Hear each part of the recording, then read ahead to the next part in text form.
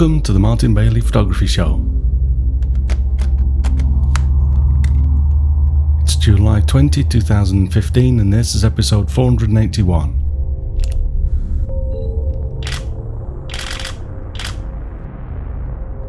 I recently visited the Shigakougen or Shiga Highlands here in Japan in the Nagano prefecture as part of my trip to test the Canon EOS 5DS-R, and one of my main goals was to capture the blue-green summer foliage. So today we're going to walk through 3 separate shoots on June 22, 23 and 24, 2015. On June 22, I'd spent the afternoon with the snow monkeys on my first summer visit, and we looked at the photos from the monkeys in the last episode. The monkey park closes at 5 p.m. though in the summertime, which gave me another couple of hours of daylight, so I headed up the mountain to the Shigakougen area as I was hoping to get some landscape photos of some of the many ponds in the area. As you arrive in the Highland Plateau after driving up the mountain, the first pond is called Ichinuma, which literally means the first pond or number 1 pond. I parked my car in the car park down the road and walked around to Ichinuma, and as I arrived the air was clear, and I recall thinking that I'd love it if we got a little bit of mist to add atmosphere to the images.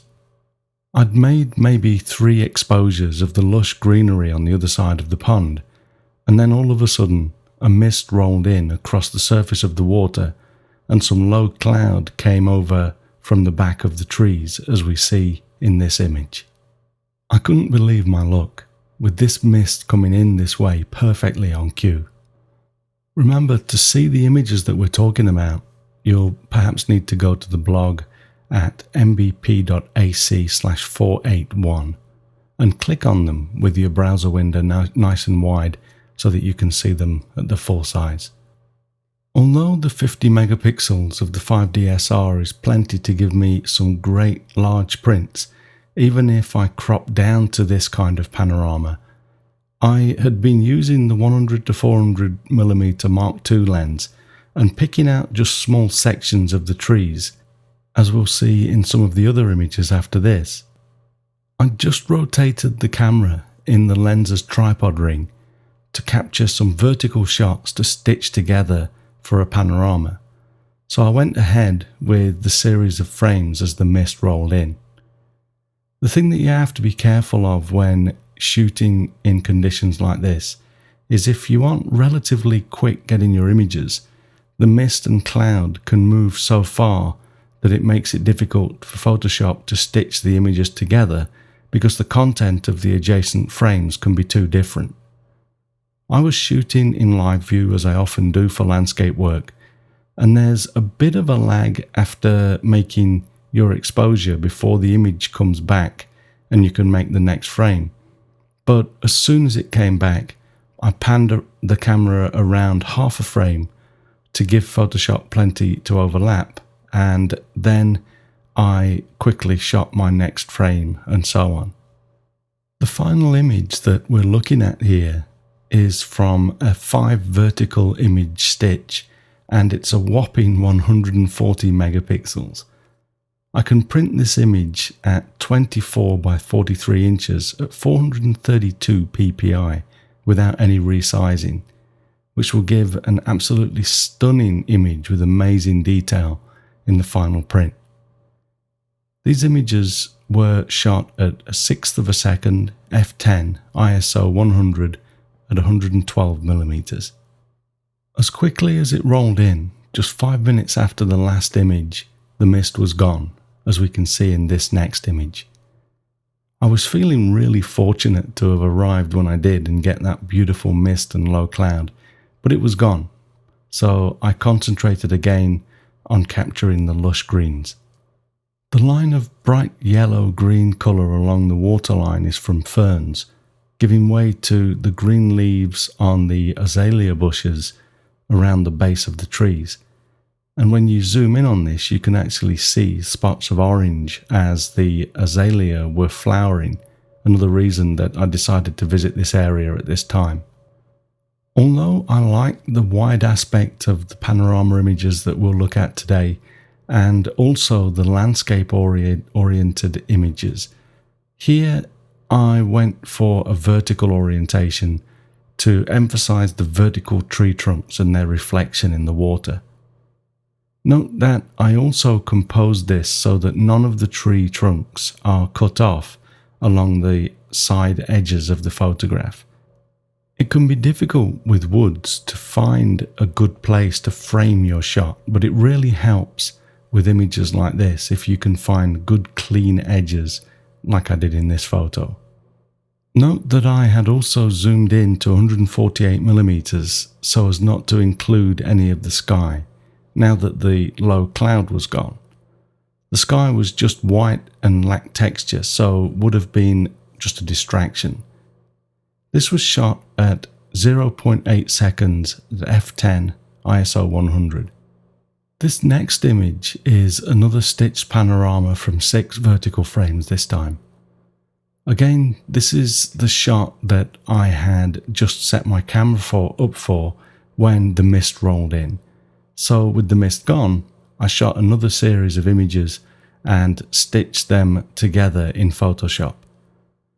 Again, my goal here was to capture the lush greens with that flash of brighter green from the ferns, sort of punctuating the line between the real and the reflected world.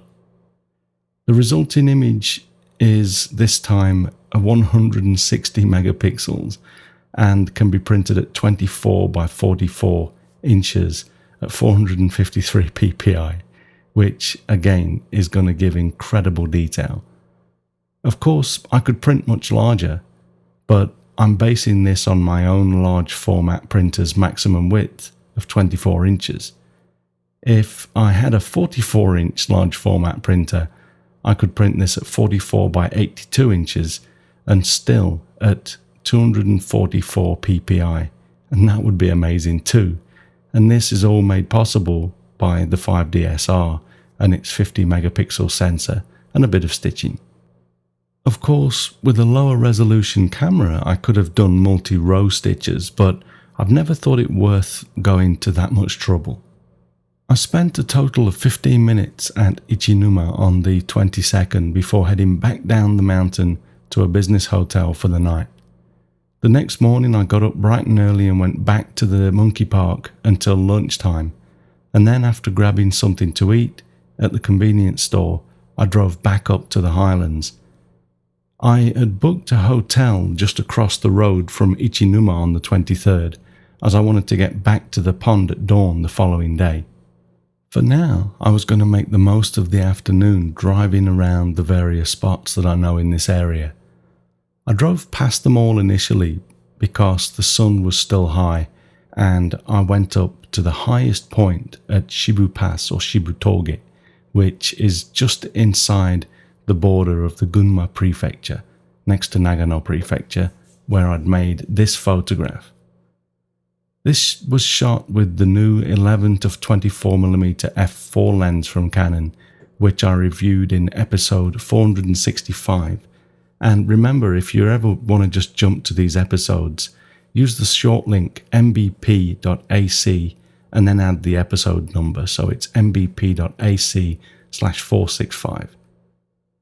I opened the lens right out to 11mm for this shot and made the image at f11 ISO 100 for 100th of a second and processed it in Silver FX Pro 2 for this beautiful contrasty black and white.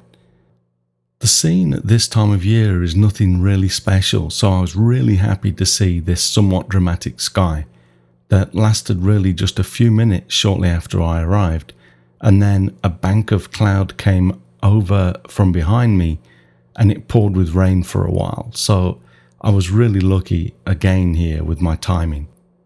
Shibutoge, which is about 20 to 30 minutes past the main pond area, was the furthest I went, and having done a U-turn, I stopped at the location where I shot this next image of Yokote Mountain with, again, some nice stormy skies. This was again shot with the 11 to 24mm at 15mm this time for a 60th of a second f14 ISO 100.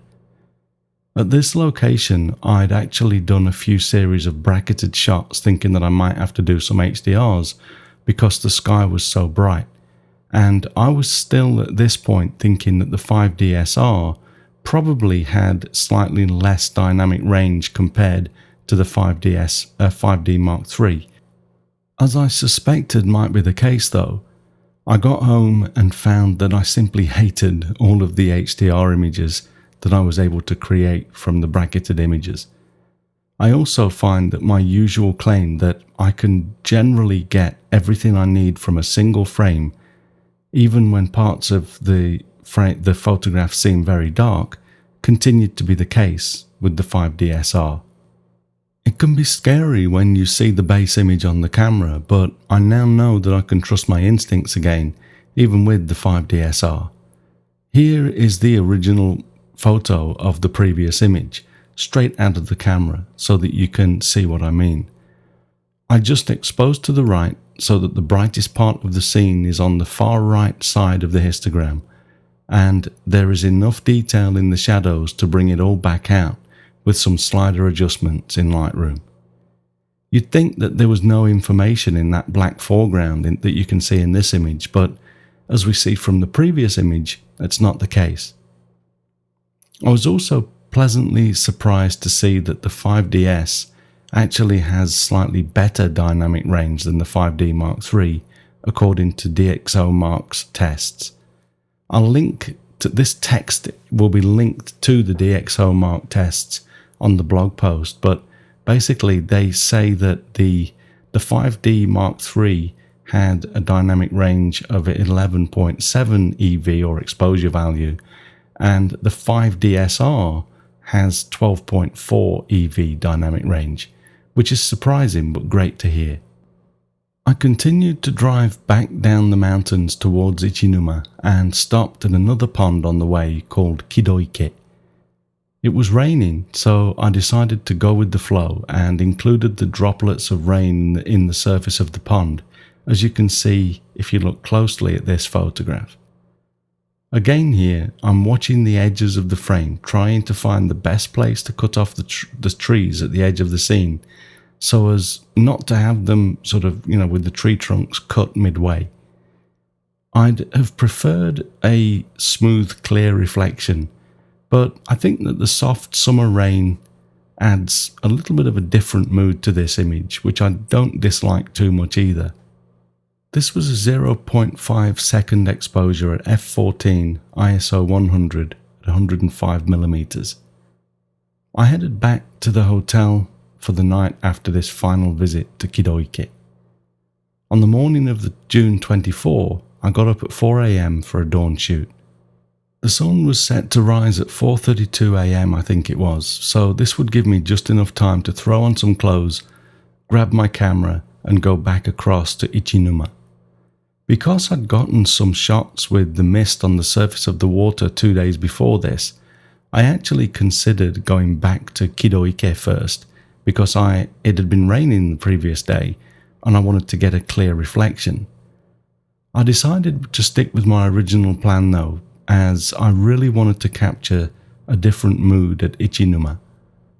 I wanted to capture the foliage in the dawn light, which I figured would give the scene a blue-green look that I associate with the Japanese summer foliage, and I was lucky enough to get that back at Ichinuma as planned. As I've mentioned in the past, there's a very blurry line between the colours blue and green in Japanese culture. Ao means blue and Midori means green, but the Japanese will often refer to green as ao, which means blue, but they really think of it as being green. It's confusing, I know, but that's how it is. This image was shot at 0.3 seconds f16 ISO 200 at 100mm. I actually really wish I could somehow get a white horse on that shore in this photo. There's a Japanese artist named Kai Higashiyama who lived from 1909 to 1999, And he created a wonderful series of paintings depicting blue-green scenes very much like this photograph, but he painted in a majestic white horse. They are truly beautiful prints. The best example I can find online is to the cover. It's on the cover of a children's book called The White Horse, and I've linked to that in the blog post as well. I spent maybe 15 minutes at Ichinuma as I was confident that I'd gotten my shots, and I wanted to get back to Kidoike while the sun was still behind the mountains. Once direct sunlight hit these ponds, the mist would be gone and the blue-green would be gone too. As I drove up towards Kidoike, a valley filled with morning mist came into view, so I had to stop the car and walk back up to where I made this photo. I seem to be really attracted to birch trees. I think they're perhaps my favourite tree. I just love the contrast that their white trunks provides, as in the other images that we've been looking at today as well. This was actually quite a challenging photograph, as the valley has ski lifts and telegraph wires and other structures strewn all over the place. I shot something a little bit wider than this too, but there was a large pole to the left and wires running over the top, and I don't have the patience on the computer to mess around removing them. This image still captures the mood of the scene though. I love being out at dawn when all of this is happening. It's just a shame that Japan doesn't adjust the clocks for summertime. The sun rises around 4:30 and sets at 7 p.m. in summertime. We could put the clocks forward by 2 hours and actually be able to utilize the light in the evenings, but the fear is that the salarymen would then have an even harder time dragging themselves out of the office if it was still light outside. There is talk of doing this, but I wish they'd hurry up.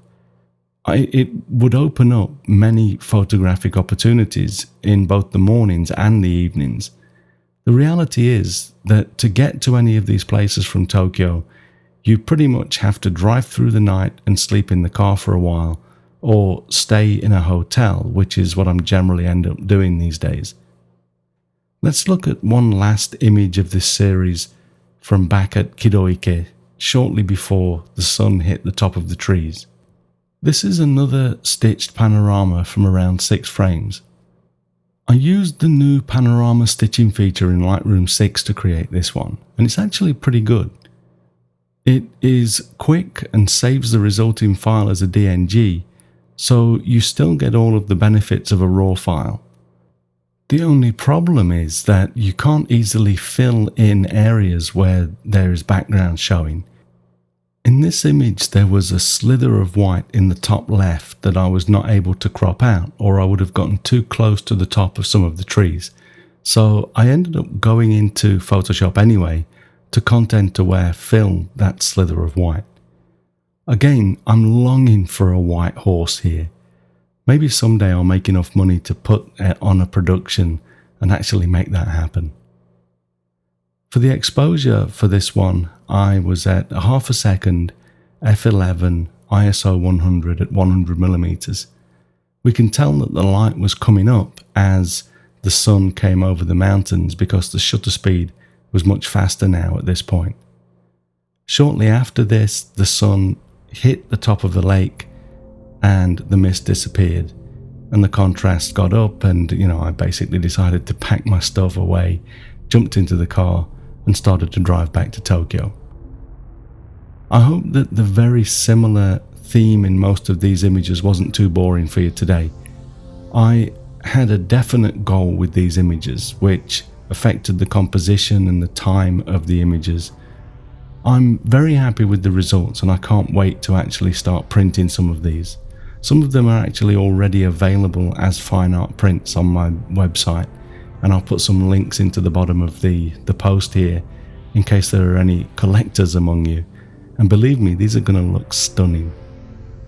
They may well be some of the first 5DS fine art prints to hit the market too, which is pretty cool. So thanks very much for listening today. If you enjoy this podcast, please share a link with your friends. And if you don't already, please subscribe in iTunes or your favourite podcast program to ensure uninterrupted delivery.